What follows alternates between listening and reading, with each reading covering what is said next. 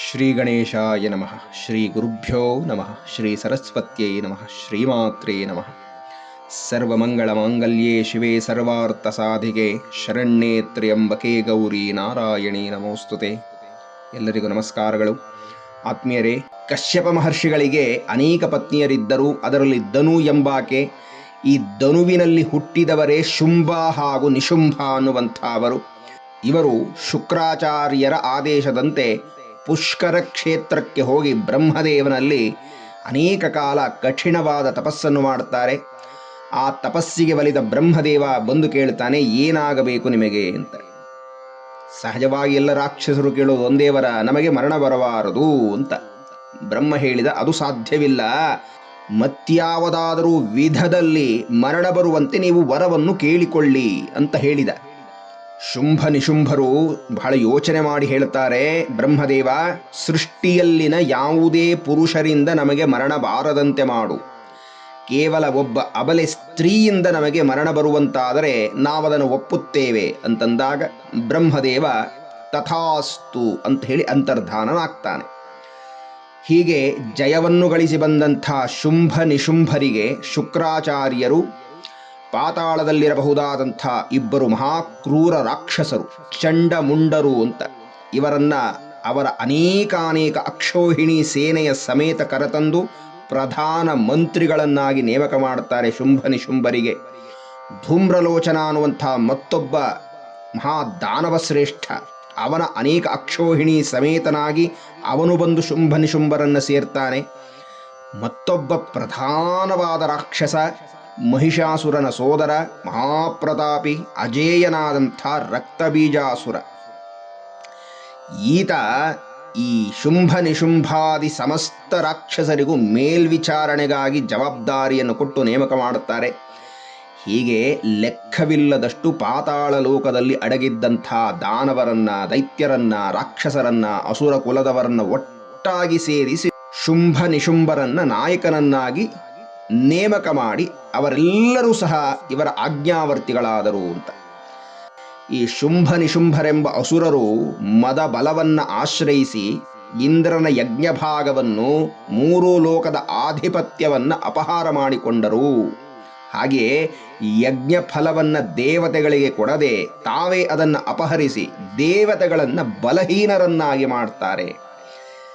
ಇಷ್ಟೆಲ್ಲ ಬಲದೊಂದಿಗೆ ಮದಿಸಿದಂಥ ಶುಂಭ ನಿಶುಂಭರು ಲೋಕಾಲೋಕಗಳನ್ನು ಗೆದ್ದು ಪಂಚಭೂತಗಳನ್ನು ತಮ್ಮ ಅಧೀನದಲ್ಲಿಟ್ಟುಕೊಂಡು ಮತ್ತೆ ತಾವೇವ ಸೂರ್ಯತಾಂ ತದ್ವಧಧಿಕಾರಂ ತಥೈಂದವಂ ಕೌವೇರ ಮಥಯಾಮ್ಯಾಂ ಚ ಚಕ್ರಾತೆ ವರುಣಸ್ಯ ಚ. ಈ ಶುಂಭ ನಿಶುಂಭರಿಬ್ಬರೇ ಸೂರ್ಯ, ಚಂದ್ರ, ಕುಬೇರ, ಯಮ, ವರುಣ, ಇನ್ನು ಉಳಿದ ಎಲ್ಲ ದಿಕ್ಪಾಲಕರ ಆ ಅಧಿಕಾರವನ್ನ, ಅವರ ಲೋಕಗಳನ್ನು ಆಕ್ರಮಿಸಿಕೊಂಡು ಇವರೇ ರಾಜ್ಯಭಾರವನ್ನು ಮಾಡಲಿಕ್ಕೆ ಶುರು ಮಾಡ್ತಾರೆ. ಸೂರ್ಯನನ್ನು ನೋಡಿ ಈಗ ಬೆಳಕನ್ನು ಕೊಡು ಅಂದರೆ ಕೊಡಬೇಕು, ಸಾಕು ನಿಲ್ಲಿಸು ಅಂದರೆ ನಿಲ್ಲಿಸಬೇಕು. ಹೀಗೆ ಪ್ರಕೃತಿಯ ಮೇಲೆ, ದೇವತೆಗಳ ಮೇಲೆ, ಎಲ್ಲದರ ಮೇಲೂ ತಮ್ಮ ಆಧಿಪತ್ಯವನ್ನು ಸ್ಥಾಪನೆ ಮಾಡ್ತಾ ಬಂದರು. ವೇದ ವಿರೋಧಿಗಳಾದರು, ಧರ್ಮ ವಿರೋಧಿಗಳಾದರು, ಯಜ್ಞ ವಿರೋಧಿಗಳಾದರು. ದೇವರಾಜನೇ ಮೊದಲಾದ ದೇವತೆಗಳೆಲ್ಲ ದಿಕ್ಕಾಪಾಲಾಗಿ ಓಡುವಂತೆ ಮಾಡಿದರು. ಹೀಗೆ ದುಃಖ ಪೀಡಿತರಾದ ದೇವತೆಗಳೆಲ್ಲ ಜಗನ್ಮಾತೆಯು ಕೊಟ್ಟಂಥ ಅಭಯವನ್ನ ಸ್ಮರಣೆ ಮಾಡಿಕೊಳ್ತಾರೆ. ಯಾವಾಗಲಾದರೂ ಸರಿ ಆಪತ್ತು ಒದಗಿದಾಗ ನಿನ್ನ ಸ್ಮರಣೆ ಮಾಡುವ ಬುದ್ಧಿಯನ್ನು ಕೊಡಮ್ಮ, ಮತ್ತೆ ಸ್ಮರಿಸಿದ ನಮ್ಮನ್ನ ರಕ್ಷಣೆ ಮಾಡು ತಾಯಿ ಅಂತ ಪ್ರಾರ್ಥನೆ ಮಾಡಿದ್ದನ್ನು ನೆನಪು ಮಾಡಿಕೊಂಡು ಅಪರಾಜಿತ ಎಂಬ ದೇವಿಯನ್ನ ಪ್ರಾರ್ಥನೆ ಮಾಡ್ತಾರಂತೆ. ಹೇ ಜಗನ್ಮಾತೆಯೇ, ಈ ಹಿಂದೆ ಹಲವು ಬಾರಿ ನಿನ್ನಿಂದ ನಾವು ನಮ್ಮೆಲ್ಲ ಅಭೀಷ್ಟಗಳನ್ನು ಹೊಂದಿದ್ದೇವೆ. ಮಹಿಷಾಸುರನೇ ಮೊದಲಾದಂಥ ಮಹಾ ರಾಕ್ಷಸರನ್ನೆಲ್ಲ ಸಂಹಾರ ಮಾಡಿ ನಮಗೂ ಜಗತ್ತಿಗೂ ಒಳಿತನ್ನು ಉಂಟು ಮಾಡಿದ್ದೀಯಮ್ಮ, ನಾವದನ್ನು ಮರೆತಿಲ್ಲ ತಾಯಿ. ಅಂತಹ ನಿನ್ನನ್ನ ದೇವರಾಜನೇ ಮೊದಲುಗೊಂಡು ನಾವೆಲ್ಲರೂ ಸಹ ಅನುದಿನವೂ ನಿನ್ನನ್ನು ಬಿಡದೆ ಸೇವಿಸ್ತಾ ಬಂದಿದ್ದೇವಮ್ಮ. ಅಂತಹ ನೀನು ಸರ್ವಮಂಗಳಕ್ಕೂ ಕಾರಣರಾಗಿರಬಹುದಾದಂಥ ನೀನು ನಮಗೆ ಎಲ್ಲ ವಿಧವಾದಂಥ ಶುಭವನ್ನ, ಮಂಗಳವನ್ನ ಕರುಣಿಸಿ ನಮಗೊದಗಿರಬಹುದಾದಂಥ ಈ ಆಪತ್ತನ್ನು ನಿವಾರಣೆ ಮಾಡಿ ರಕ್ಷಣೆ ಮಾಡಬೇಕಮ್ಮ. ಪ್ರಸ್ತುತ ಮಹಾ ಉದ್ಧಟರಾದಂಥ ಮದಿಸಿದ ಶುಂಭ ನಿಶುಂಭಾದಿ ಮಹಾದೈತ್ಯರಿಂದ ನಾವು ಪೀಡಿತರಾಗಿ ಬಿಟ್ಟಿದ್ದೇವೆ. ಆದ್ದರಿಂದ ಹೇ ಈಶ್ವರಿಯೇ, ನಾವು ನಿನ್ನಲ್ಲಿ ಭಕ್ತಿಯಿಂದ ವಿನಮ್ರರಾಗಿ ಶಿರವಾಗಿ ಪ್ರಾರ್ಥನೆ ಮಾಡ್ತೇವಮ್ಮ. ನಿನ್ನನ್ನು ಸ್ಮರಿಸಿದ ತತ್ಕ್ಷಣದಲ್ಲಿ ನಮ್ಮೆಲ್ಲ ಈ ವಿಪತ್ತುಗಳನ್ನು ನಾಶ ಮಾಡುವಂಥ ಹೇ ಸಮರ್ಥಳೆ, ಹೇ ಕರುಣಾಮಯಿ ಜಗನ್ಮಾತೆಯೇ, ನಮ್ಮ ಆಪತ್ತನ್ನು ಹೋಗಲಾಡಿಸು ಮಾತಾ ಅಂತ ಹೇಳಿ ಪ್ರಾರ್ಥನೆ ಮಾಡುತ್ತಿದ್ದಾರೆ. ಈ ವಿಚಾರವನ್ನು ಸುಮೇಧ ಮಹರ್ಷಿಗಳು ಸಮಾಧಿ ಸುರಥರಿಗೆ ಹೇಳುತ್ತಿದ್ದಾರೆ.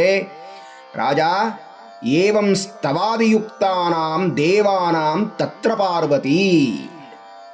ಹೀಗೆ ದೇವತೆಗಳೆಲ್ಲ ಅಮ್ಮನನ್ನು ಸ್ತುತಿಸುತ್ತಿರುವಾಗ ಆ ಹಿಮವತ್ ಪ್ರಾಂತ್ಯದಲ್ಲಿರಬಹುದಾದಂಥ ಜಾಹ್ನವಿಯ ಜಲದಲ್ಲಿ ಸ್ನಾನ ಮಾಡಬೇಕು ಅಂತ ಹೇಳಿ ಅಲ್ಲಿಗೆ ಪಾರ್ವತೀದೇವಿ ಬಂದಿದ್ದಳಂತೆ. ಆ ಪ್ರಾರ್ಥನೆ ಮಾಡುತ್ತಿರುವಂತಹ ಜಾಗಕ್ಕೆ ಬಂದು ದೇವತೆಗಳನ್ನು ಕೇಳ್ತಾ ಇದ್ದಾಳೆ, ನೀವು ಯಾರನ್ನು ಕುರಿತು ಸ್ತೋತ್ರವನ್ನು ಮಾಡ್ತಾ ಇದ್ದೀರಾ ಅಂತ ಕೇಳಿದಳಂತೆ. ಆ ಕ್ಷಣದಲ್ಲಿ ಏನಾಯಿತು ಅಂತಂದರೆ, ಆ ಪಾರ್ವತಿಯ ಆ ಕಾಳಿಯ ಶರೀರಕೋಶದಿಂದ ಮತ್ತೊಬ್ಬ ದೇವಿಯು ಉದ್ಭವಿಸಿ ಬಂದಳಂತೆ. ಅಂದರೆ ಇಲ್ಲಿ ಒಬ್ಬಳಾಗಿದ್ದ ಪಾರ್ವತಿಯು ಕಾಳಿಯು ಈಗ ಇಬ್ಬರಾದರು ಅಂತ. ಯಾವಾಗ ಆಕೆಯ ಶರೀರದಿಂದ ಈ ಕಪ್ಪನೆಯ ರೂಪ ಹೊರಗಡೆ ಬಂತೋ, ಈಗ ಒಂದಾಗಿದ್ದ ದೇವಿ ಎರಡಾದಳಲ್ಲ. ಮೊದಲು ತಪಸ್ಸು ಮಾಡಬೇಕು ಅಂತ ಕಾಳಿಯಾಗಿ ಬಂದಿದ್ದ ಪಾರ್ವತಿ ಈಗ ಗೌರವರ್ಣದವಳಾಗಿಬಿಟ್ಲು, ಮಹಾಗೌರಿಯಾಗಿಬಿಟ್ಲು. ಈಗಷ್ಟೇ ಆ ಶರೀರ ಕೋಶದಿಂದ ಆ ಕಪ್ಪಾದ ರೂಪವೊಂದು ಹೊರಬಂತಲ್ಲ, ಅವಳು ಕಾಳಿಯಾದಳು ಅಂತ. ಅತೀವ ಸುಂದರಿ ರಾಮ ಕೃಷ್ಣವರ್ಣ ವಿನಿರ್ಗತ. ಈಗ ಹೊರಗಡೆ ಬಂದಂಥ ಈ ಕಪ್ಪನೆಯ ರೂಪದ ದೇವಿಗೆ ಒಂದು ಹೆಸರನ್ನು ಕೊಡುತ್ತಿದ್ದಾಳಂತೆ. ಶರೀರ ಕೋಶಾಧ್ಯಸ್ತಸ್ಯ ಪಾರ್ವತ್ಯ ನಿಸೃತ್ತಾಂಬಿಕಾ ಕೌಶಿಕೇತಿ ಸಮಸ್ತೇಷು ತಥೋ ಲೋಕೇಶು ಗೀಯತೆ. ಹೀಗೆ ಪಾರ್ವತಿಯ ಶರೀರಕೋಶದಿಂದ ಹೊರಬಂದ ಕಾರಣದಿಂದಾಗಿ ಆ ತಾಯಿಯು ಎಲ್ಲಾ ಲೋಕಗಳಲ್ಲಿಯೂ ಸಹ ಕೌಶಿಕಿ ಅನ್ನುವಂಥ ನಾಮದಿಂದ ಪ್ರಸಿದ್ಧಳಾಗ್ತಾಳೆ. ಮತ್ತು ಆಕೆಯನ್ನೇ ಕಾಲಿಕೇತಿ ಸಮಾಖ್ಯಾತ ಹಿಮಾಚಲ ಕೃತಾಶ್ರಯ, ಕಾಲಿಕಾ ಅನ್ನುವ ನಾಮದಿಂದಲೂ ಕರೆದಿದ್ದಾರೆ ಅಂತ. ಹೀಗೆ ಹೊರಬಂದ ಆ ಕಾಳಿಯು ಈಗ ಆ ಗೌರಿಗೆ ಹೇಳ್ತಾ ಇದ್ದಾಳೆ, ಸ್ತೋತ್ರಂ ಮಮೈತತ್ ಕ್ರಿಯತೆ ಶುಂಭದೈತ್ಯೈ ನಿರಾಕೃತೈ ದೇವೈ ಸಮೇತೈ ಸಮರೆ ನಿಶುಂಭೇನ ಪರಾಜಿತೈ. ಇವರೆಲ್ಲ ಶುಂಭ ನಿಶುಂಭರೆಂಬ ರಾಕ್ಷಸರಿಂದ ಯುದ್ಧದಲ್ಲಿ ಸೋತು ಬಳಲಿ ದುಃಖದಿಂದ ಈಗ ನನ್ನನ್ನು ಸ್ತೋತ್ರ ಮಾಡುತ್ತಿದ್ದಾರೆ ಅಂತ ಕಾಳಿಕೆಯು ಗೌರಿಗೆ ಹೇಳಿದಳಂತೆ. ಹಾಗೆ ಹೇಳಿ ಆ ಗೌರಿಯನ್ನ ಅನುಮತಿ ಕೇಳ್ತಾ ಇದ್ದಾಳೆ. ನೀನೀಗ ನನಗೇನಾದರೂ ಅನುಮತಿ ಕೊಟ್ಟರೆ ನಾನು ಹೋಗಿ ಆ ದುಷ್ಟರನ್ನ ಸಂಹಾರ ಮಾಡ್ತೇನೆ, ದೇವತೆಗಳಿಗೆ ಋಷಿಗಳಿಗೆ ಸರ್ವಭೂತಗಳಿಗೆ ಶುಭವನ್ನು ಉಂಟು ಮಾಡಿ ಬರ್ತೇನೆ ಅಂದಳಂತೆ.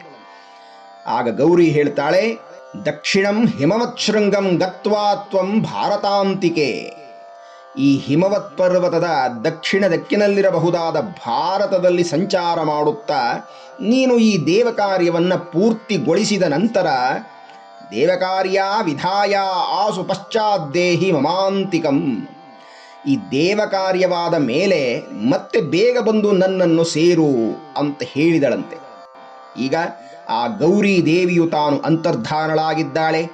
ಈ ಕೌಶಿಕಿಯು ಹಿಮಾಚಲ ಪರ್ವತದ ಉದ್ಯಾನಗಳಲ್ಲಿ ಸಂಚಾರ ಮಾಡುತ್ತಿದ್ದಾಳೆ. ಅಂತಹ ಪರಮ ಲಾವಣ್ಯಮೂರ್ತಿಯಾದ ಅಂಬಿಕೆಯನ್ನ ತಥೋ ಅಂಬಿಕಾಂ ಪರಂ ರೂಪಂ ಬಿಭ್ರಾಣಾಂ ಸುಮನೋಹರಂ ದದರ್ಶ ಚಂಡೋ ಮುಂಡಶ್ಚ ಭೃತ್ಯೌ ಶುಂಭ ನಿಶುಂಭಯೋ. ಶುಂಭ ನಿಶುಂಭರ ಭೃತ್ಯರಾದ ಚಂಡಮುಂಡರು ಈ ಮಹಾಸುಂದರಿಯನ್ನ ಕಂಡು ಬೆರಗಾಗಿ ಬೇಗ ಬಂದು ತಮ್ಮ ಮಹಾರಾಜನ ಬಳಿಗೆ ಈ ಮಾತನ್ನು ಹೇಳ್ತಾ ಇದ್ದಾರೆ. ಯಾ ಅಸುರೇಂದ್ರ, ನಾವು ಹಿಮವತ್ ಪರ್ವತದಲ್ಲಿ ಬರುವಾಗ ಒಬ್ಬ ಅತಿರೂಪ ಲಾವಣ್ಯವತಿಯು ತ್ರಿಭುವನ ಸುಂದರಿಯು ತ್ರಿಪುರ ಸುಂದರಿಯನ್ನು ನಾವು ನೋಡಿದ್ದೆವು. ಆಹಾ, ಅವಳ ತೇಜಸ್ಸು ಆ ಇಡೀ ಹಿಮವತ್ ಪರ್ವತವನ್ನೇ ಬೆಳಗುವಂತೆದ್ದಿದೆ. ಹೇ ಅಸುರರಾಜ, ಅಂತಹ ಉತ್ತಮ ರೂಪವನ್ನು ನಾವು ಇದುವರೆಗೂ ನಮ್ಮ ಜನ್ಮದಲ್ಲಿ ಕಂಡದ್ದಿಲ್ಲ. ಅಯ್ಯ ದೈತ್ಯರಾಜ, ಸಮಸ್ತ ಶ್ರೇಷ್ಠ ವಸ್ತುಗಳನ್ನೆಲ್ಲ ನೀನು ನಿನ್ನದಾಗಿಸಿಕೊಂಡಿದ್ದೀಯಾ, ಈ ಸ್ತ್ರೀರತ್ನಳಾದ ಕಲ್ಯಾಣಿಯನ್ನೇಕೆ ನೀನಿನ್ನು ಹಿಡಿದು ತರಲಿಲ್ಲ ಅಂತ ಚಂಡಮುಂಡರು ಅವನಲ್ಲಿದ್ದಂಥ ಐಶ್ವರ್ಯವನ್ನೆಲ್ಲ ಯಾರ್ಯಾರಿಂದ ಬಲವಂತವಾಗಿ ಕಸೆದು ತಂದದ್ದು ಅಂತ ಹೇಳಿ ವಿವರಣೆ ಕೊಟ್ಟಿದ್ದಾರೆ. ಹಾಗಾಗಿ ನಾವು ಅರ್ಥ ಮಾಡಿಕೊಳ್ಳಬೇಕು ಇವನ ಆಸುರಿ ಬುದ್ಧಿ ಎಷ್ಟರ ಮಟ್ಟಿಗಿದೆ ಅಂತ. ಚಂಡಮುಂಡರ ಮಾತನ್ನು ಕೇಳಿದಂಥ ಶುಂಭ ತನ್ನಲ್ಲಿದ್ದಂಥ ಸುಗ್ರೀವ ಅನ್ನುವ ದೂತನನ್ನು ಕರೆದು ಹೇಳ್ತಾನೆ, ಅದ್ಯಾರೋ ಮಹಾಸುಂದರಿ ಇದ್ದಾಳಂತೆ ಆ ಹಿಮವತ್ ಪರ್ವತದಲ್ಲಿ, ಅವಳಲ್ಲಿಗೆ ನೀನು ಈಗಿಂದೀಗಲೇ ಹೋಗು. ಯಾವ ರೀತಿ ಮಾತುಗಳನ್ನು ಆಡಿದರೆ ಆಕೆ ಸಂಪ್ರೀತಿ ಹೊಂದುತ್ತಾಳು, ಪ್ರಸನ್ನಳಾಗುತ್ತಾಳು, ಆ ರೀತಿಯ ಮಾತುಗಳನ್ನು ಆಡಿ ಆಕೆಯನ್ನು ಒಪ್ಪಿಸಿ ಇಲ್ಲಿ ಕರೆದುಕೊಂಡು ಬಾ ಅಂತ ಹೇಳಿ ಸುಗ್ರೀವನನ್ನು ಕಳಿಸಿದನಂತೆ. ಈ ಸುಗ್ರೀವ ಆ ಸುಂದರಿ ಎಲ್ಲಿದ್ದಾಳು ಅಲ್ಲಿ ಹುಡುಕಿಕೊಂಡು ಹೋದ. ಆಕೆಯನ್ನು ಕಂಡ, ಹತ್ತಿರ ಬಂದು ಆ ದೇವಿಗೆ ನಮಸ್ಕಾರ ಮಾಡುತ್ತಾ ಈ ಮಾತನ್ನು ಹೇಳ್ತಾನೆ, ದೇವಿ ದೈತ್ಯೇಶ್ವರ ಶುಂಭಸ್ತ್ರೈಲೋಕ್ಯೆ ಪರಮೇಶ್ವರ ದೂತೋಹಂ ಪ್ರೇಷಿತಸ್ತೇನ ತ್ವತ್ಸಕಾಶಂ ಇಹಾಗತಃ. ಹೇ ದೇವಿಯೇ ಕೇಳು, ನಾನು ಶುಂಭ ನಿಶುಂಭರೆಂಬ ದೈತ್ಯ ರಾಜೇಂದ್ರನ ಕಡೆಯಿಂದ ಬಂದಿರುವಂಥ ದೂತನಾಗಿದ್ದೇನೆ. ಈ ಶುಂಭ ನಿಶುಂಭರು 3 ಲೋಕಗಳನ್ನು ಗೆದ್ದು ಈಗ ಪರಮೇಶ್ವರರಾಗಿದ್ದಾರೆ. ಯಾರ ಆಜ್ಞೆಯಂತೆ ಇಡೀ ದೇವತಾ ಸಮೂಹ ಮಾತ್ರವಲ್ಲದೆ ಪಂಚಭೂತಗಳು ಸಹ ಶಿರಸಾ ವಹಿಸಿ ಅವರ ಆಜ್ಞೆಯನ್ನು ಪರಿಪಾಲನೆ ಮಾಡುತ್ತಿರುವಂಥದ್ದೋ ಅಂತಹ ಶುಂಭನು ನಿನಗೆ ಒಂದು ಸಂದೇಶವನ್ನು ಕೊಟ್ಟಿದ್ದಾನೆ. ಅವನು ಹೇಳಿದಂಥ ಮಾತನ್ನು ಯಥಾವತ್ತಾಗಿ ನಾನು ನಿನ್ನಲ್ಲಿ ಭಿನ್ನಯಿಸ್ತಾ ಇದ್ದೇನೆ, ಕೇಳು. ಈ 3 ಲೋಕಗಳು ನನ್ನದೇ, ದೇವತೆಗಳೆಲ್ಲ ಈಗ ನನ್ನ ವಶದಲ್ಲಿದ್ದಾರೆ, ಅವರೆಲ್ಲರ ಯಜ್ಞ ಭಾಗಗಳನ್ನು ನಾನೇ ಭುಂಜಿಸ್ತಾ ಇದ್ದೇನೆ. ಈಗ ಉಚ್ಛ್ರೇಶ್ರವಸ್ ಅನ್ನುವ ಕುದುರೆ ನನ್ನದಾಗಿದೆ. ಯಾರಲ್ಲಿ ಯಾವ ಯಾವ ವಿಶೇಷ ರತ್ನಗಳಿದೆಯೋ ಅದೆಲ್ಲವೂ ಈಗ ನನ್ನದಾಗಿದೆ. ಹೇ ದೇವಿಯೇ, ನೀನಾದರೂ ಸೃಷ್ಟಿಯಲ್ಲಿನ ಅತ್ಯಂತ ಅಪರೂಪ ಲಾವಣ್ಯವತಿಯಾದಂಥ ಸ್ತ್ರೀರತ್ನವಾಗಿದ್ದೀಯ. ಅಂತಹ ನೀನು ನಮ್ಮನ್ನು ಸೇರಬೇಕು. ಕಾರಣವಿಷ್ಟೇ, ನಾವು ಈ ಸೃಷ್ಟಿಯಲ್ಲಿ ಅತ್ಯಂತ ಉತ್ತಮವಾದದ್ದನ್ನೇ ಭೋಗಿಸುವಂಥದ್ದು. ಆದ್ದರಿಂದ ನನ್ನನ್ನಾಗಲಿ ನನ್ನ ತಂಬ ನಿಶುಂಭನನ್ನಾಗಲಿ ನೀನು ಒಲಿದು ಸೇವಿಸುವಂಥದ್ದಾಗಲಿ. ಆ ದುರ್ಗೆಯು, ಆ ಭಗವತಿಯು, ಆ ಭದ್ರಕಾಳಿಯೂ ಆದ ದೇವಿಯು ಆತನಿಗೆ ಗಾಂಭೀರ್ಯವಾಗಿ ಈ ಉತ್ತರವನ್ನು ಕೊಟ್ಟಳು ಅಂತ ಹೇಳ್ತಿದ್ದಾರೆ. ಅಯ್ಯ, ನೀನು ಹೇಳಿದ್ದು ನಿಜವೇ. ಶುಂಭ ನಿಶುಂಭರು ಈ 3 ಲೋಕದ ಒಡೆಯರೇ ಆಗಿದ್ದಾರೆ, ಸಂದೇಹವಿಲ್ಲ. ಆದರೆ ನಾನು ಈ ಹಿಂದೆ ನನ್ನ ಲಗ್ನದ ವಿಚಾರದಲ್ಲಿ ಒಂದು ಪ್ರತಿಜ್ಞೆಯನ್ನು ಮಾಡಿಬಿಟ್ಟಿದ್ದೇನೆ. ಅದು ಈಗ ಸುಳ್ಳಾಗಬಾರದಲ್ಲ. ನನ್ನ ಪ್ರತಿಜ್ಞೆ ಏನು ಅಂತಂದರೆ, ಯೋ ಮಾಂ ಜಯತಿ ಸಂಗ್ರಾಮೆ ಯೋ ಮೇ ದರ್ಪಂ ವ್ಯಪೋಹತಿ ಯೋ ಮೇ ಪ್ರತಿಬಲೋ ಲೋಕೆ ಸಮೇ ಭರ್ತಾ ಭವಿಷ್ಯತಿ. ಯಾವಾತನು ನನ್ನನ್ನು ಯುದ್ಧದಲ್ಲಿ ಜಯಿಸುವನೋ, ಯಾವಾತನು ನನ್ನ ದರ್ಪವನ್ನು ನಾಶ ಮಾಡುವನೋ, ಯಾವನು ನನಗೆ ಯುದ್ಧದಲ್ಲಿ ಸರಿಸಮಾನನಾದಂಥ ಪ್ರತಿದ್ವಂದ್ವಿಯೋ ಅವನು ಮಾತ್ರ ನನಗೆ ಪತಿಯಾಗಬೇಕು ಅಂತ ಹೇಳಿ ನಾನು ಪ್ರತಿಜ್ಞೆ ಮಾಡಿಬಿಟ್ಟಿದ್ದೇನೆ. ಆದ್ದರಿಂದ ಶುಂಭನಾಗಲಿ ನಿಶುಂಭನಾಗಲಿ ಇಲ್ಲಿಗೆ ಬರಲಿ, ಬಂದು ನನ್ನ ಮೇಲೆ ಯುದ್ಧ ಮಾಡಲಿ. ಯುದ್ಧ ಮಾಡಿ ನನ್ನ ದರ್ಪವನ್ನು ಅವನು ನಾಶ ಮಾಡಿ ನನಗೆ ಯುದ್ಧದಲ್ಲಿ ಪ್ರತಿದ್ವಂದ್ವಿಯಾಗಿ ನನ್ನನ್ನು ಗೆಲ್ಲಲಿ. ಆಮೇಲೆ ನಾನು ಮದುವೆ ಆಗ್ತೇನೆ. ಇನ್ಯಾಕಪ್ಪ ವಿಳಂಬ, ಬೇಗ ಹೋಗಿ ನಿಮ್ಮ ಮಹಾರಾಜನಿಗೆ ಹೇಳು, ನನ್ನನ್ನು ಯುದ್ಧದಲ್ಲಿ ಗೆದ್ದು ಪಾಣಿಗ್ರಹಣ ಮಾಡಿಕೊಳ್ಳಲಿ ಅಂತ ಜಗನ್ಮಾತೆ ಹೇಳಿದಳಂತೆ. ದೂತ ಹೇಳ್ತಾನೆ, ಹೇ ದೇವಿ, ನೀನು ಬಹಳ ದುರಹಂಕಾರದಿಂದ ಉತ್ತರ ಕೊಡ್ತಾ ಇದ್ದೀಯಾ. ಹೇ ದೇವಿ, ನೀನು ಬಹಳ ದುರಹಂಕಾರದಿಂದ ಉತ್ತರ ಕೊಡ್ತಾ ಇದ್ದೀಯಾ. ಆ ಶುಂಭ ನಿಶುಂಭರ ಮುಂದೆ ನಿಲ್ಲಲು ಯಾವ ಪುರುಷರಿದ್ದಾರೆ ಈ 3 ಲೋಕದಲ್ಲಿ? ಅಲ್ಲ, ದೇವತೆಗಳೆಲ್ಲ ಒಟ್ಟಾಗಿ ಸೇರಿ ಬಂದರೂ ಸಹ ನಮ್ಮ ರಾಕ್ಷಸರ ಮುಂದೆ ಯುದ್ಧಕ್ಕೆ ನಿಲ್ಲಲು ಶಕ್ತಿ ಇಲ್ಲದ ದೇವತೆಗಳು. ಇನ್ನು ನಮ್ಮ ಮಹಾರಾಜ ಶುಂಭ ನಿಶುಂಭರ ಬಗ್ಗೆ ಏನು ಹೇಳಬೇಕು ನಿನಗೆ? ಅಂತಹ ತ್ರಿಲೋಕದ ಅಧಿಪತಿ, ಮಹಾಶೂರ, ಧೀರ, ಆದ್ದರಿಂದ ಪಾಪ ಅಂತಹವನ ಮುಂದೆ ನೀನು ಏಕಾಗಿಯಾಗಿ ಹೇಗೆ ನಿಲ್ತೀಯ? ಹೇ ಅಬಲೆ, ನೀನು ಹಾಗೆ ಮಾಡುವಂಥದ್ದು ತರವಲ್ಲ.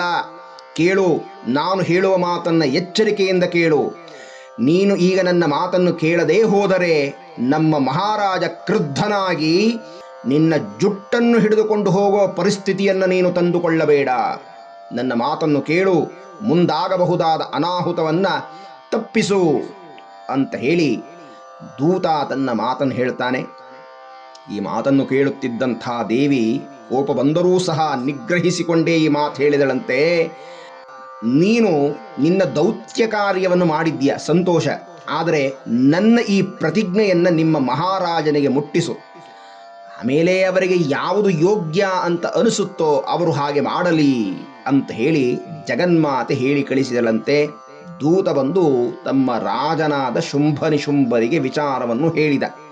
ತನ್ನನ್ನು ಯುದ್ಧದಲ್ಲಿ ಸೋಲಿಸಿದವರನ್ನು ಮಾತ್ರ ಆ ಹೆಣ್ಣು ಮದುವೆಯಾಗ್ತಾಳಂತೆ ಅನ್ನುವ ವಿಚಾರವನ್ನು ಕೇಳಿದಂಥ ಶುಂಭ ನಿಜಕ್ಕೂ ಕ್ರುದ್ಧನಾಗಿ ತನ್ನಲ್ಲಿರಬಹುದಾದಂಥ ಒಬ್ಬ ಮಹಾ ಅಸುರ ಧೂಮ್ರಲೋಚನ ಅಂತ ಆತನನ್ನು ಕರೆದು ಆಜ್ಞೆ ಮಾಡ್ತಾ ಇದ್ದಾನೆ.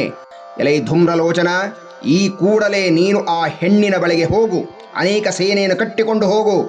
ಆ ದುಷ್ಟಳಾದ ಆ ಹೆಣ್ಣನ್ನ ಬಲಾತ್ಕಾರವಾಗಿ ಅವಳ ಕೂದಲನ್ನು ಹಿಡಿದು ಎಳೆದುಕೊಂಡು ಬಾ ಅಂತ ಆಜ್ಞೆ ಮಾಡಿ ಕಳಿಸಿದ.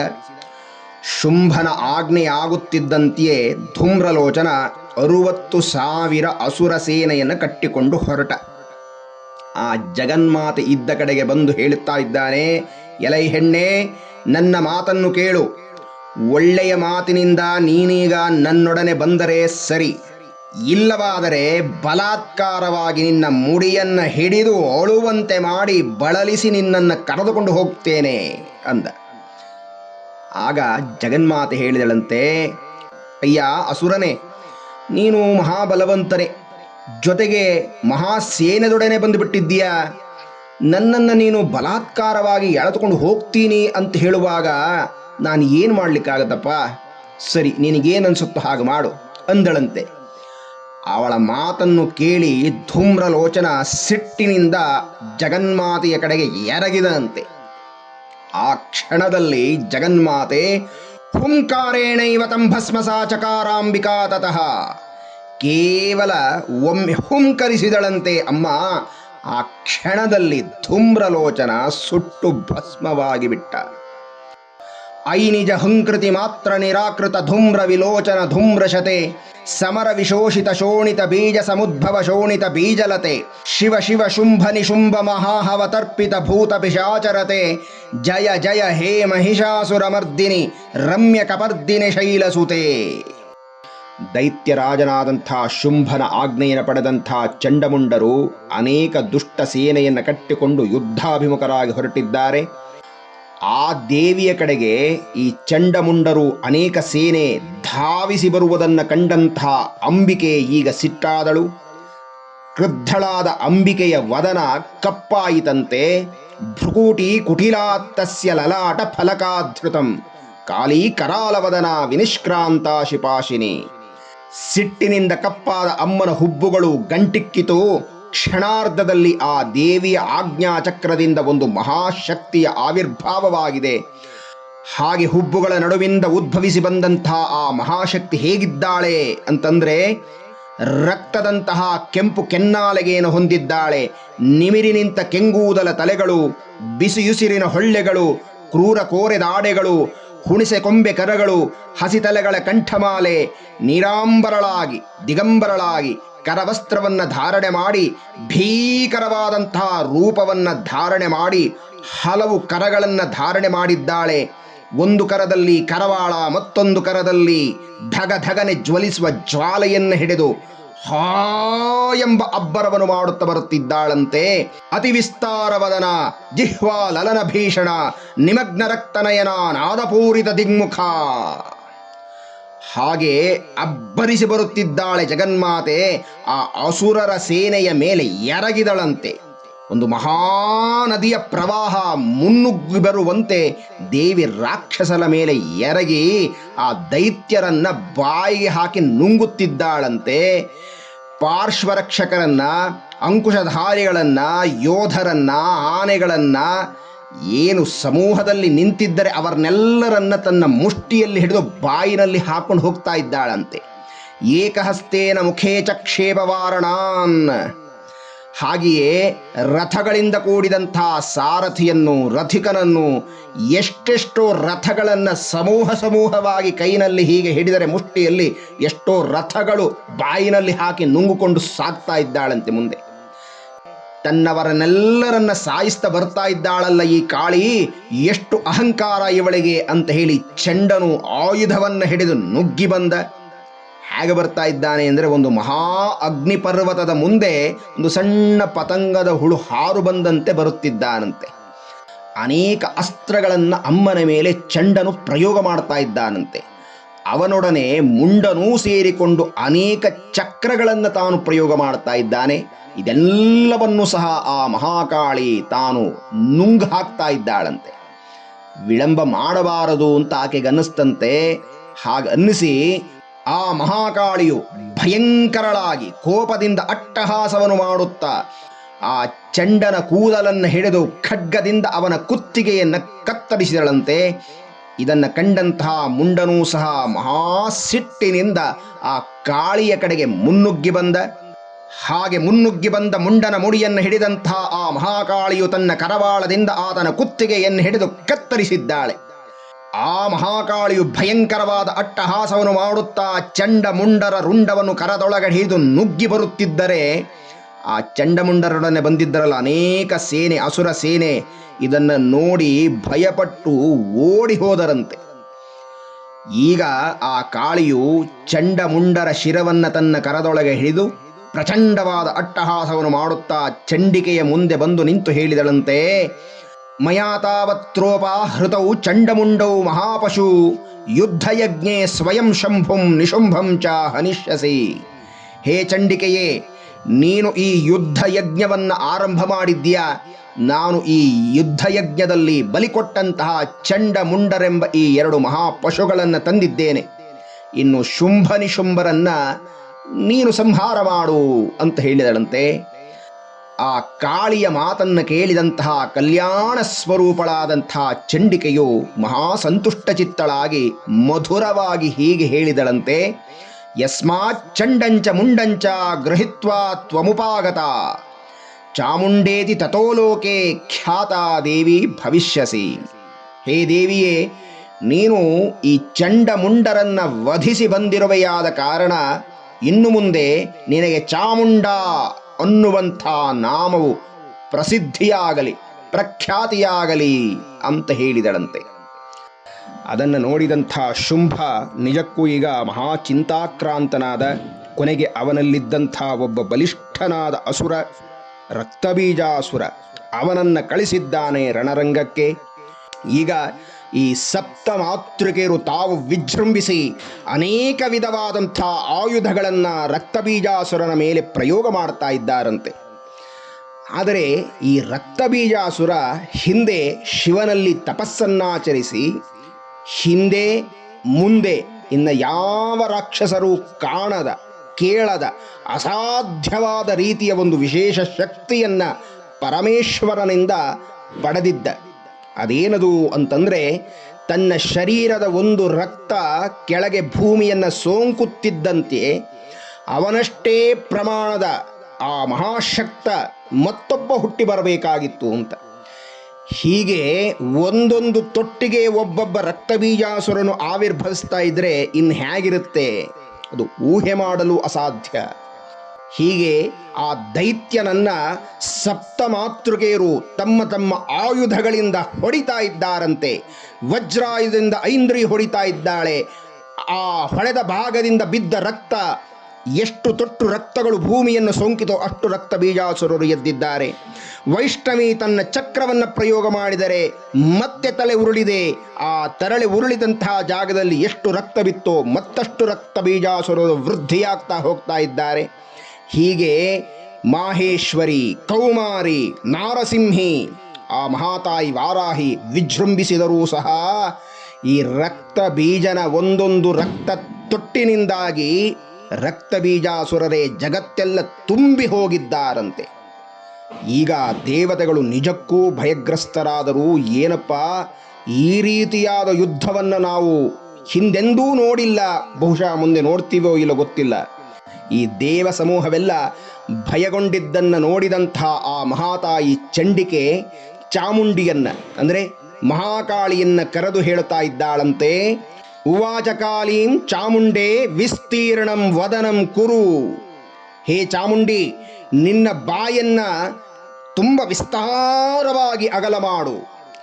ಮಚ್ಛಸ್ತ್ರಪಾತ ಸಂಭೂತಾನ್ ರಕ್ತಬಿಂದೂನ್ ಮಹಾಸುರಾನ್ ರಕ್ತಬಿಂದೋ ಪ್ರತಿಚ್ಛತ್ವಂ ವಕ್ತ್ರೇಣಾನೇನ ವೇಗಿನ.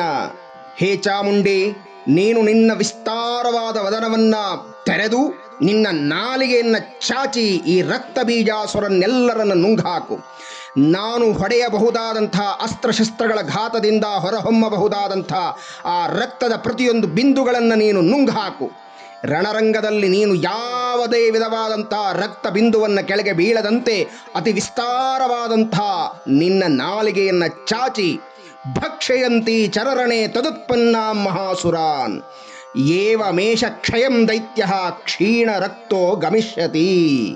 ಹೀಗೆ ನೀನು ನನ್ನಿಂದ ಹೊಡೆಯಲ್ಪಡಬಹುದಾದ ರಕ್ತ ಬೀಜನ ಶರೀರದಿಂದ ಹೊರಬಹುದಾದಂಥ ರಕ್ತವನ್ನು ಪಾನ ಮಾಡು ಅಂತ ಹೇಳಿ ಆಜ್ಞೆ ಕೊಟ್ಟರೆ ಆ ಮಹಾತಾಯಿ ಕಾಳಿ ಹೊರಟಳಂತೆ ಮತ್ತೆ ಆ ರಕ್ತ ಬೀಜನ ಎದುರುಗಡೆ. ಈಗ ಚಂಡಿಕೆ ತನ್ನ ನಾರಿಯನ್ನೊಮ್ಮೆ ಠೇಂಕರಿಸಿದಳಂತೆ. ನುಗ್ಗಿ ಬರುತ್ತಿದ್ದಾನೆ ಚಂಡಿಕೆ ಎದುರುಗಡೆಗೆ. ಆಗ ಚಂಡಿಕೆ ತನ್ನ ಮಹಾಶೂಲದಿಂದ ಆ ಪಾಪಿಯನ್ನು ಘಾತಿಸಿ ಕೆಳಗೆ ಬೀಳಿಸಿದ್ದಾಳಂತೆ. ಮುಖೇನ ಕಾಳಿ ಜಗೃಹೆ ರಕ್ತ ಬೀಜ ಶಶೋಣಿತಂ. ಆ ರಕ್ತ ಬೀಜನ ರಕ್ತವನ್ನು ಕಾಳಿಯು ತಾನು ನುಂಗುತ್ತಾ ಹೋಗುತ್ತಿದ್ದಾಳಂತೆ. ಹೀಗೆ ಚಂಡಿಕೆಯು ವಿವಿಧವಾದಂಥ ಅಸ್ತ್ರಗಳನ್ನು ಪ್ರಯೋಗ ಮಾಡಿ ಅವನ ಶರೀರದಲ್ಲಿರಬಹುದಾದ ರಕ್ತವನ್ನೆಲ್ಲ ಸೋರುವಂತೆ ಮಾಡಿದ್ದಾಳೆ. ಕೊನೆಗೆ ಅವನ ಶರೀರದಲ್ಲಿ ಒಂದು ತೊಟ್ಟು ಹನಿಯೂ ಇರದೆ ಜಘಾನ ರಕ್ತ ಬೀಜಂ ತಂ ಚಾಮುಂಡಾ ಪೀತಶೋಣಿತಂ. ಅನೇಕ ಆಯುಧಗಳಿಂದ ಹೊಡೆದ ಮೇಲೆ ಅವನ ರಕ್ತವೆಲ್ಲವೂ ಖಾಲಿಯಾಯಿತು. ಏಕೆಂದರೆ ಆ ಎಲ್ಲ ರಕ್ತವನ್ನು ಕಾಳಿ ತಾನು ಪಾನ ಮಾಡುತ್ತಿದ್ದಾಳೆ. ಭೂಮಿಯನ್ನು ಸೋಂಕುವ ಮಾತೇ ಇಲ್ಲ. ಈಗ ಆ ರಕ್ತ ಬೀಜ ನಿಜಕ್ಕೂ ನಿರಕ್ತನಾಗಿ ಸತ್ತು ಬಿದ್ದಿದ್ದಾನೆ. ರಕ್ತಬೀಜರೇ ಮೊದಲಾದಂಥ ಅನೇಕ ಸೇನಾ ಪರಿವಾರವೆಲ್ಲರೂ ಸತ್ತರು ಅನ್ನುವ ವಿಚಾರವನ್ನು ಕೇಳಿದಂಥ ಶುಂಭ ನಿಶುಂಭರು ಮಹಾಕ್ರುದ್ಧರಾದರು.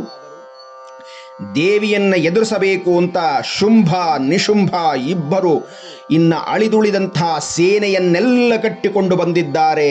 ಯುದ್ಧವನ್ನು ಮಾಡ್ತಾ ಇದ್ದಾರೆ. ಮಾತೃಕಾ ಗಣಗಳ ಮೇಲೆ ಮೊದಲು ಶುಂಭನು ಯುದ್ಧವನ್ನು ಆರಂಭ ಮಾಡಿದ್ದಾನೆ.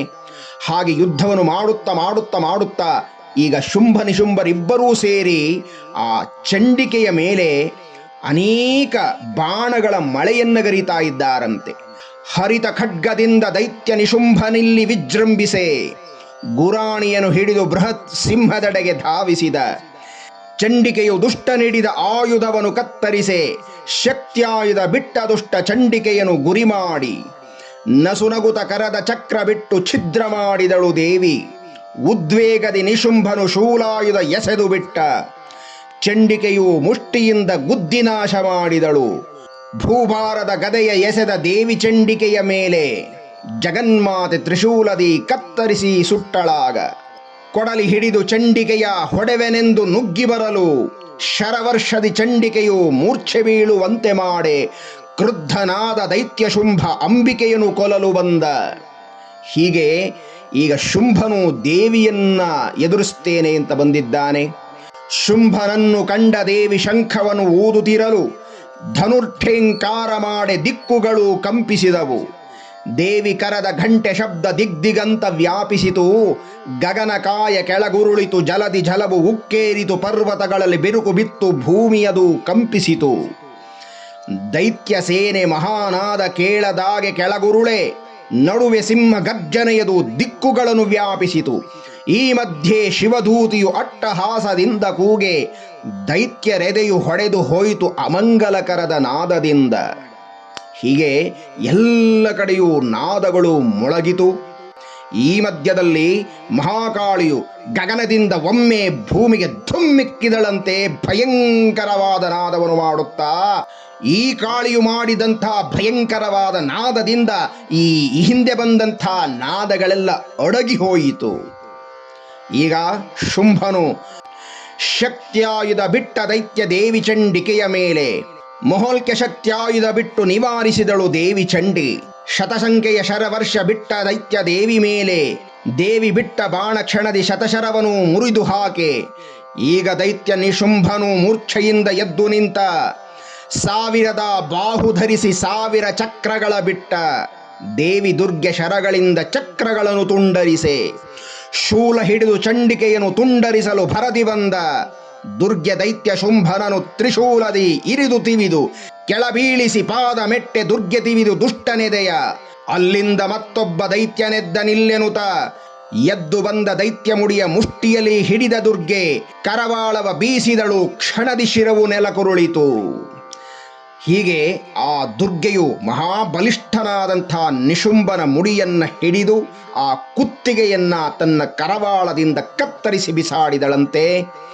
ಕೆಲವು ರಾಕ್ಷಸರನ್ನ ಶಿವದೂತಿ ತಿಂದು ಹಾಕಿದಳು, ಇನ್ನೂ ಕೆಲವರನ್ನ ಕೌಮಾರಿ ತನ್ನ ಶಕ್ತ್ಯಾಯುಧದಿಂದಲೂ, ಬ್ರಹ್ಮಾಣಿಯು ಮಂತ್ರಜಲದಿಂದಲೂ, ಮಾಹೇಶ್ವರಿ ತ್ರಿಶೂಲದಿಂದಲೂ, ವಾರಾಹಿಯು ವನಕೆಯೇಟಿನಿಂದಲೂ, ವೈಷ್ಣವಿ ಚಕ್ರದಿಂದಲೂ, ಐಂದ್ರಿಯು ವಜ್ರಾಯುಧದಿಂದಲೂ, ಹೀಗೆ ಲೆಕ್ಕವಿಲ್ಲದಷ್ಟು ರಾಕ್ಷಸರ ಸಮೂಹವನ್ನ ಕ್ಷಣ ಮಾತ್ರದಲ್ಲಿ ಮಾತೃಕಾದೇವಿಯು ನಾಶ ಮಾಡುತ್ತಿರುವ ಜೊತೆಗೆ ಮಹಾಕಾಳಿ ವಿಜೃಂಭಿಸಿ ಅನೇಕ ದೈತ್ಯರನ್ನ ಬಾಯಿಗೆ ಹಾಕಿ ನುಂಗುತ್ತಾ ಇದ್ದಾಳೆ. ಶಿವದೂತಿ ಸಾಯಿಸ್ತಾ ಇದ್ದಾಳೆ ಘೋರನಾದವನ್ನು ಮಾಡುತ್ತಾ. ಸಿಂಹವೂ ಸಹ ಆ ಭಯಂಕರವಾದ ಯುದ್ಧದಲ್ಲಿ ಅನೇಕರನ್ನ ಸಂಹಾರ ಮಾಡಿದೆ. ತನ್ನ ಪ್ರಾಣಕ್ಕೆ ಸಮಾನನಾಗಿದ್ದ ತಂಬ ನಿಶುಂಭನನ್ನು ಮತ್ತು ಅಸುರ ಸೇನೆಗಳನ್ನೆಲ್ಲ ಸತ್ತು ಬಿದ್ದದ್ದನ್ನು ಕಂಡಂಥ ಶುಂಭ ಮಹಾಸಿಟ್ಟಿನಿಂದ ಆ ದೇವಿಯ ಮುಂದೆ ನಿಂತು ಈ ಪ್ರಶ್ನೆಗಳನ್ನು ಕೇಳುತ್ತಿದ್ದಾನೆ. ಬಲಾವಲೇಪ ದುಷ್ಟೇ ತ್ವಮ್ಮ ದುರ್ಗೆ ಗರ್ವಮಾವಹ ಅನ್ಯಾಸಾಂ ಬಲವಾಶ್ರಿತ್ಯ ಯುದ್ಧಸೆ ಚಾತಿಮಾನಿನಿ. ನೋಡಿ, ಅಮ್ಮನನ್ನ ಹೇಗೆ ಸಂಬೋಧನೆ ಮಾಡ್ತಾ ಇದ್ದಾನೆ ಈ ಪಾಪಿ. ಬಲದಿಂದ ಮದಿಸಿರುವಂತಹ ಹೇ ದುಷ್ಟಳಾದ ದುರ್ಗೆಯೇ, ಗರ್ವಿಸಬೇಡ. ನೀನು ಅತಿಯಾದ ಅಭಿಮಾನ ಇರುವವಳಲ್ಲವೇ? ಈ ಮೊದಲು ನೀನು ನನಗೆ ಯಾವ ರೀತಿ ಸವಾಲನ್ನು ಮಾಡಿದ್ದೆ? ಯೋವಾಂ ಜಯತಿ ಸಂಗ್ರಾಮೇ, ನನ್ನನ್ನ ಯುದ್ಧದಲ್ಲಿ ಗೆಲ್ಲಬೇಕು ಅನ್ನುವಂಥ ಸವಾಲು ನಿನ್ನದಾಗಿತ್ತು. ನೀನು ನನ್ನ ಸೇನೆಯೊಡನೆ ಯುದ್ಧ ಮಾಡಲು ಸಾಧ್ಯವಾಗದೆ ನಿನ್ನ ಬಲವು ಕ್ಷೀಣವಾಗಿ ಇತರರ ಬಲಗಳನ್ನಾಶ್ರಯ ಮಾಡಿಕೊಂಡು ಯುದ್ಧ ಮಾಡುತ್ತಿರುವೆ, ನಿನಗೆ ಸ್ವಂತ ಬಲವಿಲ್ಲ ಅನ್ನುವಂಥ ರೀತಿಯಲ್ಲಿ ಜಗನ್ಮಾತೆಯನ್ನು ಹೀಯಾಳಿಸಿದ ದುಷ್ಟ. ಈಗ ಜಗನ್ಮಾತೆ ಉತ್ತರ ಕೊಡುತ್ತಿದ್ದಾಳೆ. ಆತ್ಮೀಯರೇ, ಈಗ ಅಮ್ಮ ಕೊಡುವಂಥ ಉತ್ತರ ವೇದಾಂತದ ಸಾರಭೂತವಾದಂಥ ಮಾತಾಗಿದೆ. ಗಮನಿಸಿ. ಏಕೈವಾಹಂ ಜಗತ್ಯತ್ರ ದ್ವಿತೀಯಾ ಕಾಮಮಾಪರ ಪಶ್ಚೈತ ದುಷ್ಟಮಯ್ಯೇವ ವಿಶಂತ್ಯೋ ಮದ್ವಿಭೂತಯಃ. ಎಲೈ ದುಷ್ಟನೇ, ಈ ಜಗತ್ತಿನಲ್ಲಿ ಇರುವುದು ನಾನೊಬ್ಬಳೇ, ನನಗೆ ಎರಡನೆಯದಾಗಿ ಯಾರಿದ್ದಾರೆ? ಹೇ ಅಧರ್ಮಿ, ಇವರೆಲ್ಲ ನನ್ನ ವಿಭೂತಿ ಸ್ವರೂಪಗಳೇ ಆಗಿದ್ದಾರೆ. ನನ್ನ ಮಹಿಮಾ ಶಕ್ತಿಯರಾದ ಇವರೆಲ್ಲ ಈಗ ನನ್ನಲ್ಲಿ ಪ್ರವೇಶ ಮಾಡುವುದನ್ನು ನೋಡು ಅಂತ ಉತ್ತರವನ್ನು ಕೊಟ್ಟಳಂತೆ. ಹೀಗೆ ಹೇಳಿದ ಮೇಲೆ ಆ ಬ್ರಹ್ಮಾಣಿ, ವೈಷ್ಣವಿ, ಮಾಹೇಶ್ವರಿ, ಕೌಮಾರಿ, ವಾರಾಹಿ, ನಾರಸಿಂಹಿ, ಐಂದ್ರಿ ಅನ್ನುವಂತಹ ಸಪ್ತ ಮಾತೃಕೆಯರ ಜೊತೆಗೆ ಈ ಚಂಡಿಕೆಯಿಂದ ಬಂದಂತಹ ಮಹಾಕಾಳಿ ಅಂದರೆ ಚಾಮುಂಡ ಹಾಗೂ ಶಿವದೂತಿ ಈ ನವಮಾತೃಕೆಯರೂ ಸಹ ಜಗನ್ಮೂಳಲಾದಂತಹ ಚಂಡಿಕೆಯಲ್ಲಿ ಐಕ್ಯರಾದರಂತೆ. ಈಗ ಏಕಾ ಅನಿಸಿದಂಥ ಚಂಡಿಕೆ ಒಬ್ಬಳೇ ನಿಂತಿದ್ದಾಳೆ. ಆನಂತರ ಆ ದೇವಿಯು ದೈತ್ಯನಿಗೆ ಹೀಗೆ ಹೇಳಿದಳು, ನಾನು ನನ್ನ ಮಹಿಮೆಯಿಂದ ಅನೇಕ ರೂಪಗಳಾಗಿ ಕಾಣುತ್ತಿದ್ದೇನೆ. ಈಗ ಅದೆಲ್ಲವೂ ಸಹ ನನ್ನಲ್ಲೇ ಉಪಸಂಹಾರವಾಗಿದೆ. ಈಗ ನಾನು ಒಬ್ಬಳಾಗಿಯೇ ನಿಂತಿದ್ದೇನೆ, ನೀನೀಗ ಸ್ಥಿರವಾಗಿ ನಿಲ್ಲು ಅಂತ ಹೇಳಿ ಜಗನ್ಮಾತೆ ಕರೀತಾಳೆ. ನಂತರ ಸುಮೇಧ ಮಹರ್ಷಿಗಳು ಮುಂದುವರೆದು ಹೇಳುತ್ತಿದ್ದಾರೆ, ದೇವತೆಗಳು ರಾಕ್ಷಸರು ನೋಡುತ್ತಿದ್ದಂತೆಯೇ ಚಂಡಿಕೆಗೂ ಶುಂಭನಿಗೂ ಭಯಂಕರವಾದ ಯುದ್ಧ ಆರಂಭವಾಗಿದೆ.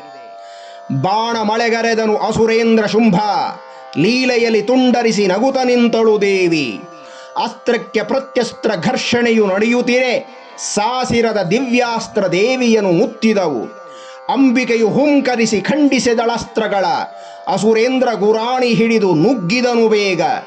ಭರದಿ ಚಂಡಿಕೆ ಶರದಿ ಕತ್ತರಿಸೆ ಗುರಾಣಿ, ಮಾಯಾವಿ ಬಗೆ ಬಗೆಯ ಅಸ್ತ್ರಶಸ್ತ್ರಗಳ ತೊರೆಯೇ. ದೈತ್ಯನ ಬಾಣವದು ದೇವಿಯನ್ನು ಮುಚ್ಚಿರಲು, ಕುಪಿತಳ ದುರ್ಗೆಯು ಬಾಣಧನು ಕತ್ತರಿಸೆ. ಅಸುರನ ರಥವನು ಕೆಡವಿದಳು ಭಗವತಿಯು, ಸಾರಥಿಯು ಅಶ್ವಗಳು ಬಿದ್ದು ಮಣ್ಣಾಗೆ. ಕ್ರುದ್ಧನ ದೈತ್ಯನು ಧರಿಸಿದ ಮುದ್ಗರವ, ಕೊಲ್ಲುವೆನು ಅಂಬಿಕೆಯ ಎಂದು ನುಗ್ಗಿದ ಬೇಗ. ನಸುನಗುತ ದೇವಿಯು ಕತ್ತರಿಸೆ ಮುದ್ಗರವ, ಘೋರನ ದೈತ್ಯನು ಮುಷ್ಟಿಯನು ಬಿಗಿ ಹಿಡಿದು ಅಂಬಿಕೆಯ ಹೃದಯಕ್ಕೆ ಗುದ್ದಿದನು ಬಲವಾಗಿ. ಹಿಡಿದು ದೇವಿಯ ಅಸುರ ಹಾರಿದನು ಗಗನಕ್ಕೆ, ಆಗಸದಿ ಭಗವತಿಯು ದೈತ್ಯನ ಬಿಗಿ ಹಿಡಿದು ಗುದ್ದಿದಳು ಶುಂಭನಿಗೆ ಮುಷ್ಟಿಯಲಿ ಬಲವಾಗಿ. ದೈತ್ಯನ ಹಿಡಿದವಳು ಗರಗರನೆ ತಿರುಗಿಸಲು, ಸಿದ್ಧದೇವಾದಿಗಳು ಕಂಡು ಬೆರಗಾದರು. ಸಿಟ್ಟಿನಲ್ಲಿ ಶುಂಭನನು ತಾಡಿಸಲು ಭೂತಳಕ್ಕೆ, ಕ್ರೂರಿ ದೈತ್ಯೇಂದ್ರ ಮತ್ತೆ ಘರ್ಜಿಸುತ್ತಲೆದ್ದ. ಚಂಡಿಕೆಯು ದುಷ್ಟನನು ಕೆಡವಿ ಬೀಳಿಸಿದನ್ನ ಶೂಲದಿಂ ಶುಂಭನ ಎದೆಗೆ ಇರಿದಳಾಗ. ಜಗವೆಲ್ಲ ನೋಡುತ್ತಿರೆ ಶುಂಭ ದೈತ್ಯೇಂದ್ರ, ಗತಪ್ರಾಣನಾಗಿತ ಬಿದ್ದಿಹನು ಹೆಣವಾಗಿ. ಚಂಡಿಕೆಯು ಆ ಶುಂಭನನ್ನ ಶೂಲಾಗ್ರದಿಂದ ಅವನ ಎದೆಗೆ ತಿವಿದು ಸಂಹಾರ ಮಾಡಿದಳು. ಆಗ ಸಮುದ್ರ ದ್ವೀಪಗಳು, ಪರ್ವತಗಳು, ಭೂಮಂಡಲವೇ ಅಲುಗಾಡಿತಂತೆ. ಸ್ವಲ್ಪ ಕಾಲವಾದ ಮೇಲೆ ಆ ದುಷ್ಟನ ಸಂಹಾರದಿಂದಾಗಿ ಸಮಸ್ತ ಭೂಮಂಡಲವು ಶಾಂತಿಯಾಯಿತು. ಈ ದುಷ್ಟನ ಸಂಹಾರದಿಂದಾಗಿ ಸಮಸ್ತ ಭೂಮಂಡಲವು ಸ್ವಾಸ್ಥ್ಯವನ್ನು ಹೊಂದಿತು. ಗಗನವು ನಿರ್ಮಲವಾಯಿತು.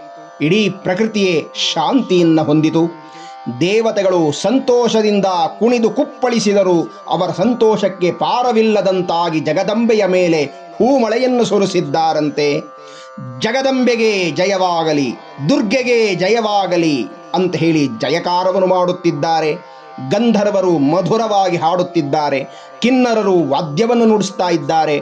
ಅಪ್ಸರ ಸ್ತ್ರೀಯರು ನೃತ್ಯ ಮಾಡುತ್ತಿದ್ದಾರೆ. ಗಾಳಿಯು ಸುಖದಿಂದ ಬೀಸಿದೆ. ಸೂರ್ಯನು ಪ್ರಕಾಶಮಾನವಾಗಿದ್ದಾನೆ. ಅಗ್ನಿಯು ಶಾಂತವಾಗಿ ಜ್ವಲಿಸಿತು. ದಿಗ್ದಿಗಂತಗಳೆಲ್ಲವೂ ಸಹ ಶುಭ ಸೂಚನೆಯಿಂದ ಶೋಭಿಸಿತು. ಆತ್ಮೀಯರೇ, ಇಲ್ಲಿಗೆ ಶುಂಭವಧೆ ಅನ್ನುವಂಥ ಅಧ್ಯಾಯ ಸಮಾಪ್ತವಾಗುತ್ತೆ. ಎಲ್ಲರಿಗೂ ವಂದನೆಗಳು, ನಮಸ್ಕಾರ.